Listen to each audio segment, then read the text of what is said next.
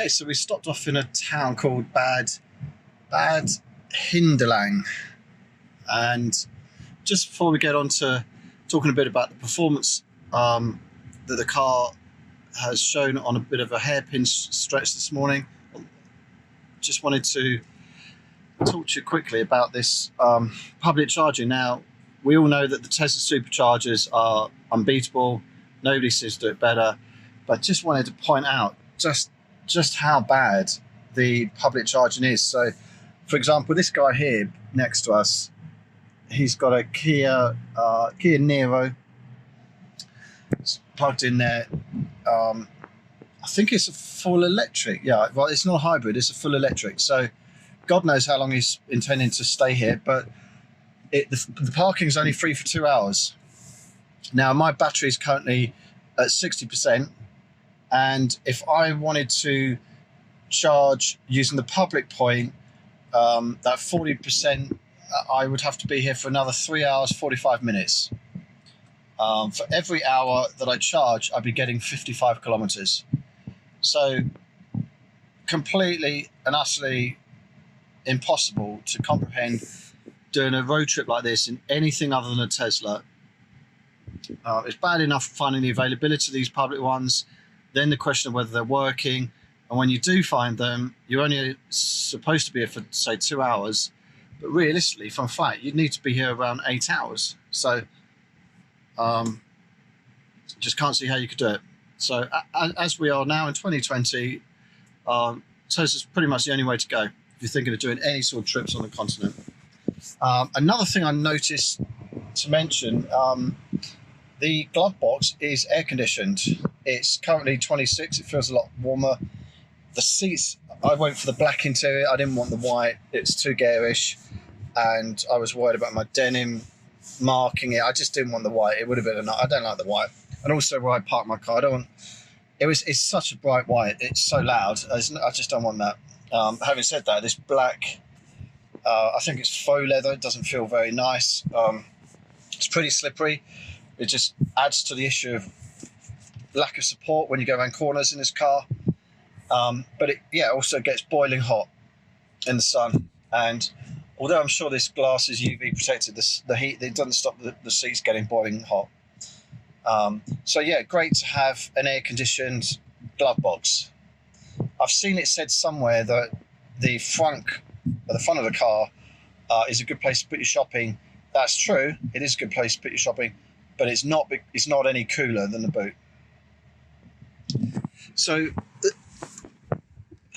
this morning we came from Fusen over to this town, and what we've got here is one of the mountain passes that we're going to be traveling on today. We've just gone. I actually parked at the top, let my passenger out. She did a bit of filming from the top. I got to the bottom, thought I'd try and leave a bit of space to go back up the mountain pass. Right at that point, she called me and said, "There's police now at the parking at the top. They're pulling over people randomly." Last thing I wanted to hear. Anyway, I gave a bit of space, set off, but I only had about a minute before I caught back up with the traffic. I guess I'll put some footage of that in after this video, maybe before. But as you'll see from that footage, the car, traction, yeah, great. Acceleration up to sort of 40, 50, yeah, great. Cornering, no. doesn't want to do it.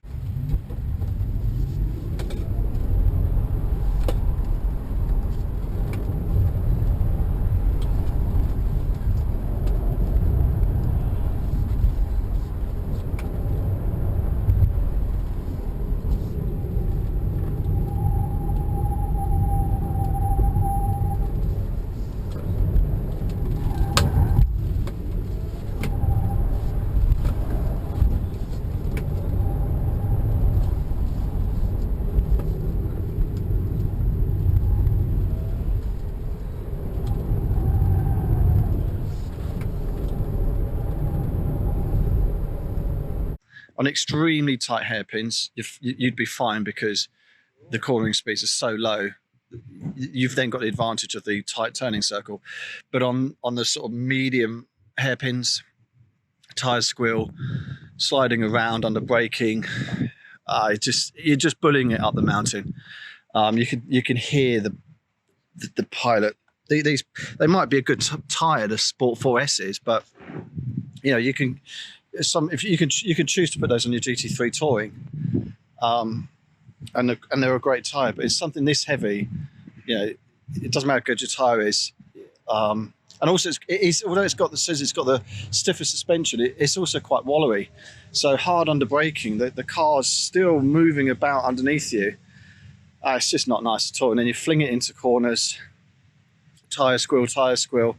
I haven't, to its credit, I haven't once felt traction control kick in.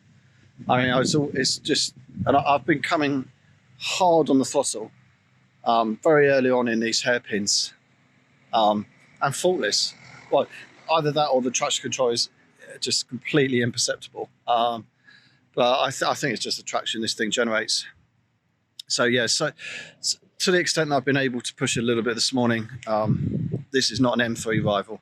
It might be called performance. The material when you buy these things, you know, it might be able to be bullied around the track as quick as an M3, but it is nowhere near what you'd get with something like an M3. And in terms of enjoyment, nothing above 70% is enjoyable.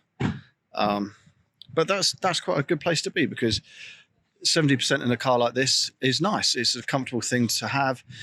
Overtaking ability is second to none. It's in a flash.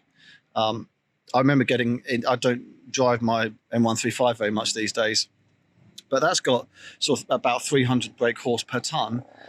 And getting out of this, when I do get into that, these days, it just feels flat. It almost feels like something's broken. It's just you get so used to that instant torque, bang, just 1 foot, no gear changes. You just demolish anything that you pass. You put your foot down, think you're going to overtake, say, a lorry, and then you start looking further up the road at the next 1 or 2, 3 cars, thinking, well, in fact, I'm going to be able to take quite a few of these cars. So you end up doing a whole line of cars. You get to the front of traffic really, really quite quickly in this thing. So yeah, 70% car, great. That's what they should market it as. I don't think anybody really needs a 100% car that gives that 100% unless they're doing the track work that you would with an M3. I think they should just be open and honest about it. I know quite a few places, there are quite a few people nowadays that are putting different wheels on. Well, there's also a performance pack for this thing where they change the brake pad material. They put some lightweight alloys on it. They don't change out the suspension. But there are quite a few places where you can get this suspension uprated, and there are quite a few people doing that, and I can see exactly why they're doing that, to try and check some of this weight, get some of the weight back into check. Just a couple of other things I wanted to just go through. You can get quite a lot of nice things on eBay for the car, and a few of the things I bought that I'd recommend. Number one, for your charging cables in the back of the car. Now, often you'll get somewhere, it might be raining. If you look here, you can see generally your cables end up strewn across the floor and they get pretty dirty. I bought, if I didn't get it on eBay, I got it on AliExpress, this kind of felt. It's got like a sticky felt thing here, and this opens right up and my cables can go in there. That was about £10, but it's proved very, very useful. Nice. The blue wire, the long one, this is the one you're going to need, not the 3-point, especially on the continent. You're never going to need the 3-point. The 3-point charger lives in there, in this black one. I've never used it, but no, it's the blue one it's the blue wire, and it's quite a hefty thing. It weighs quite a lot. It's good that it's got the length, because you could go park whichever way you like and it's going to reach. But yeah, get yourself a nice bag like this. I think on AliExpress that was a tenner. Very useful. Next thing I've got, you get the you'll see quite a lot of these on eBay. In the cup holders, there's a pack of these rubberized, and even down there, yeah, they're quite nice. There's a pack of those you can buy, and they've been useful. I did get, for the rear seats, there's been quite a few Sentry modes. So the helicopter's taking off. There's been quite a few videos online of where, especially parts in city centres, where cyclists have come along, and you can see them on the camera looking at this glass, and then smashing the glass, looking to then drop down the seats, dropping down the seats, and seeing whether there's any laptops, etc. in the boot. There's a solution to that, and that is these, hope you can see that, these like red inserts you put in there, and that prevents you being able to push the seats forwards. It sits right in a way where your fingers would go in. They just block it. I'm never going to really need to put those seats forward, so, but if I did, they come with a piece of fishing wire, and you use the fishing wire, you hook it through the plastic and pull the plastic out. Obviously, somebody looking to steal something from the vehicle, they're not going to be traveling around with that piece of fishing wire. So very useful for security. One final item I bought, which I would recommend, was for the, let me get the frunk open. That's it. I think somewhere in the car there's a button. There's a physical button for the front, but I haven't found it yet. Bit concerning that there's water underneath the car. Anyway, I'll deal with that in a minute. Yeah, finally, hope you can see this. These hooks here, I don't know why they didn't come as standard. They sit flush when you want them to sit flush. But when you want to put your shopping, you push it up like that. And then the frunk is an awfully useful place to put your shopping bags. And with those, you can just hook your shopping round. When you get to the destination, you'll find your shopping hasn't started flowing around everywhere. Your eggs are broken. Right, that's it for now. Going to continue heading west, get to this lake, get to Switzerland, do some charging. Then going to pick up so that'll be the end of the Alpine road stretch of this trip. It's going to take us, we're going to join the B500 right at the very base of the B500, just where the Swiss-German border is, and we're going to follow that up through towards the hotel tonight, which is in the Black Forest. The B500 is quite a well-known road. The Black Forest High Road it's known as, or there's a couple of other names, but it's meant to be an epic piece of tarmac. The motorbikes love it because it's got all the long sweeping corners. It does get better further north towards Baden, which is what we're going to do tomorrow, but I just wanted to do the entire length of it. So picking up the start of it and seeing how we get on there. All right, that's it for now.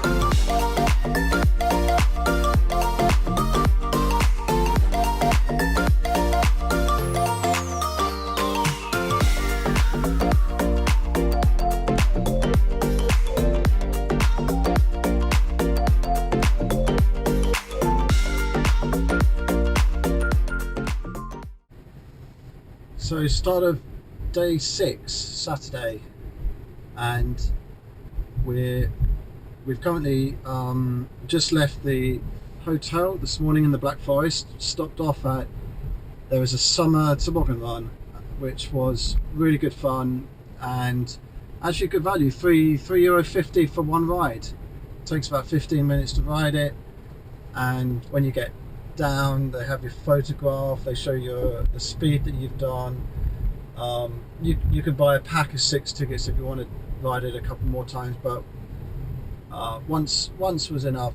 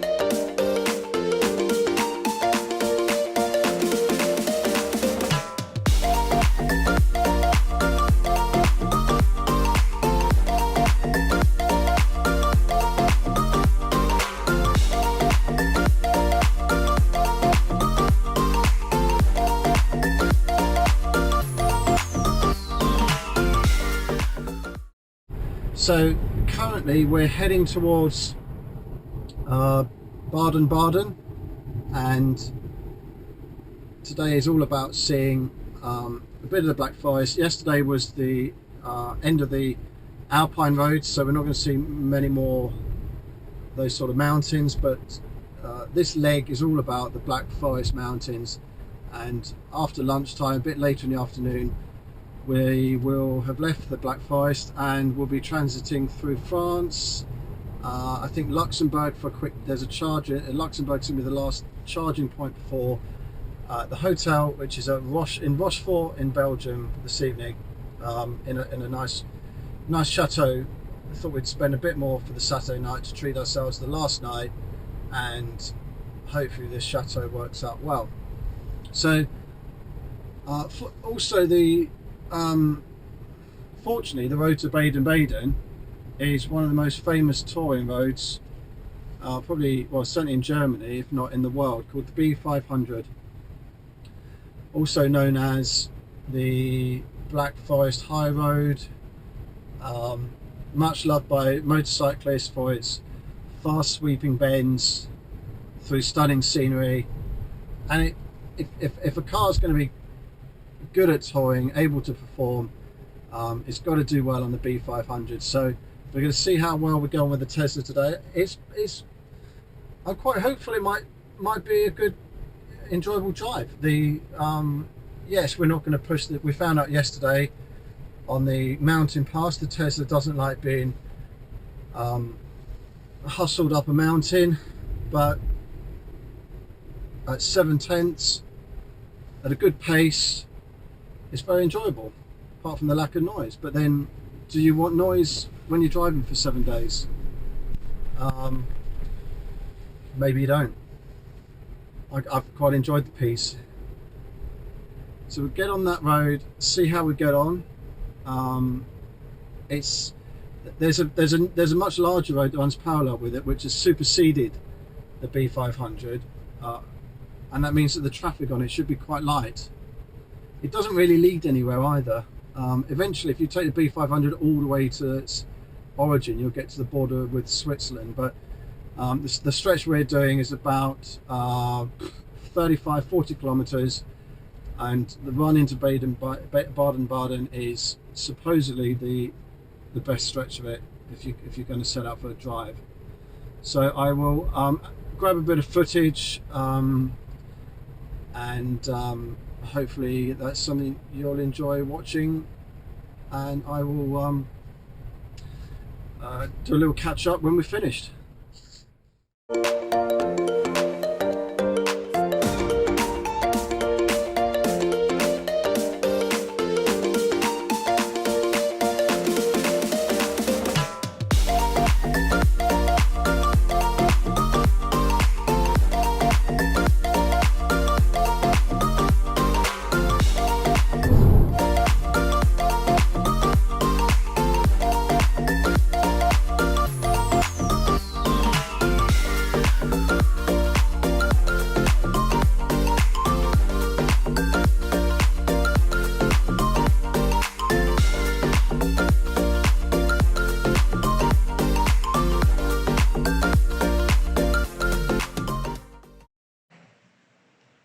1:20 in the afternoon now, and it's absolutely roasting.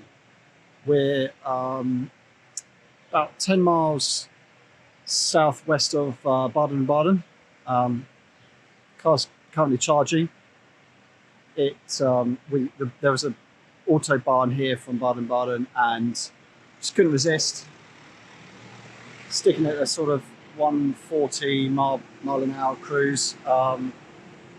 All pretty civilized, 3 lanes. Cars here are very well behaved, but it does eat up the battery life. So the big thing we've done the late morning was the B500, and I've got to say, I am really starting to enjoy this car. I had never driven the road before, was really looking forward to seeing what it was like.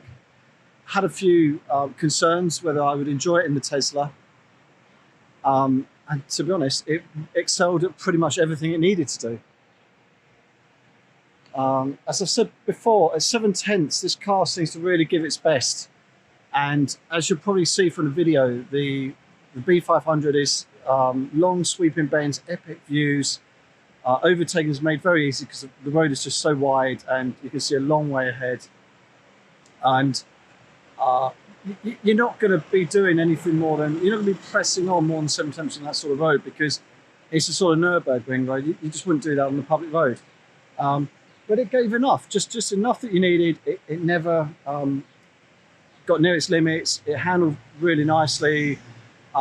My passenger, she didn't even realise just how much we were pressing on. But as I say, you don't push it too hard. But she actually, one of the things she found was that sitting in the front, there's no handle where you'd normally have a handle in a car. That would have come in handy at Nürburgring, so she wasn't able to hold on there.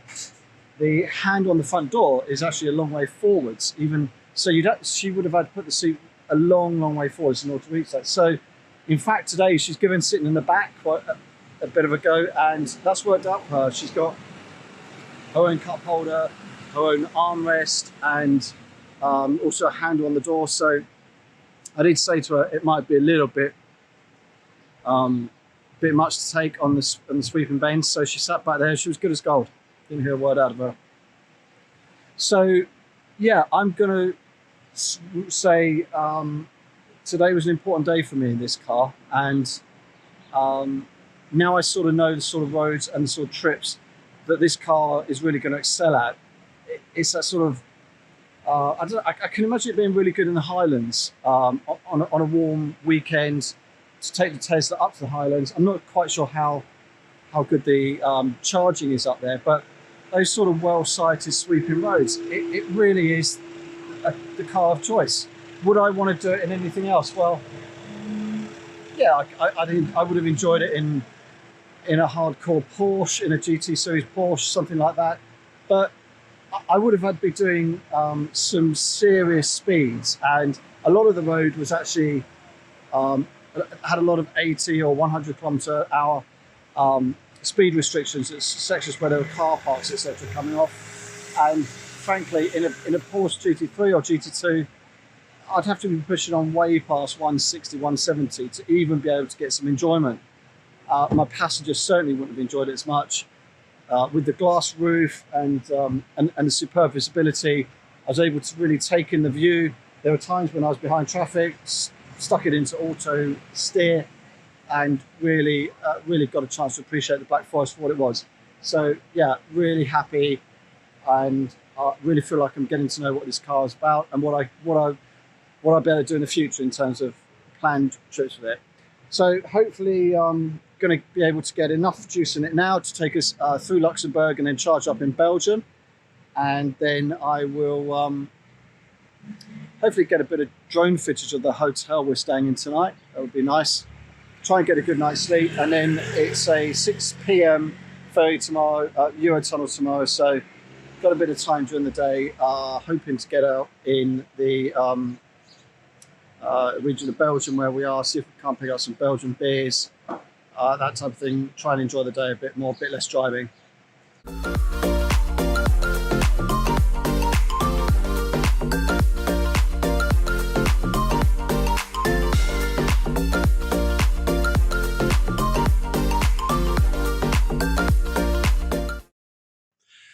morning, and it's the start of day 7. Stayed last night in a place called Chateau Jamepe, and one of those places where they show you the chateau when you book, that one there, but then you get here and find out they're going to stick you in the mews, something like that. Wouldn't be too bad, but for the fact it was 37 degrees heat yesterday and there was only one window in the room, no fan. I'm not kidding, it was a terrible night's sleep, just boiling. I woke up about 3 a.m, looked at my watch, still 26 degrees. Anyway, better start saying something about the reason I did this video in the first place. Tesla Model 3 performance, and whether or not the main purpose of the car was to become a daily for driving around central London, but I went for the performance model in the hope that there might be some way of getting some enjoyment, maybe take it on a road trip. Originally, when I bought it, the advertising material, the what's online, does market it as quite a sporty thing. I didn't really believe much of that, but I did feel that if it could give some sort of excitement on a road trip, then it would be a really nice added bonus. Well, I've come to the conclusion after the 7 days that Tesla is a wonderful partner on a road trip, and there were some areas that really surprised me, that I wasn't expecting. Visibility, the calmness, the luggage space, and also the passenger enjoyment. My passenger, she enjoyed it much more than I thought she would, and that's allowed us to have calm in the vehicle. And yesterday even, she was sitting in the back of the vehicle, really enjoyed that. The armrest down, there's some USB slots back there, you've got your own air conditioning controls, so that was working out really well, whilst at the same time I was at the front able to enjoy some really nice roads around the forest. So all in all, a fantastic road trip companion. There were very few vehicles I'd probably choose over it, in fact. Not having to pick up, large petrol bills. In total, we've done to date, I think yesterday worked out, it was, well, we've been doing 400 kilometers a day. I think in total it's about 2,400 kilometers. That would be quite some fuel bill. I will be interested to see what I have spent in supercharger fees, but I'm estimating it's going to be around 200 mark, as opposed to probably what would have been, well, for a vehicle that size, probably £600-700. So I'm very happy with that indeed. So for all those watching this video, if you've got a Tesla 3 Performance on order, or if you're considering buying one, then I would say it can do a lot more than just the daily stuff, and it makes for a great companion to take away on a summer trip, which, now that we've got lockdown and people are looking to go away a bit more, should make them a bit more popular. And I hope for anyone who makes it to the end of this video, and thank you for watching, and I hope this helps with that purchasing decision.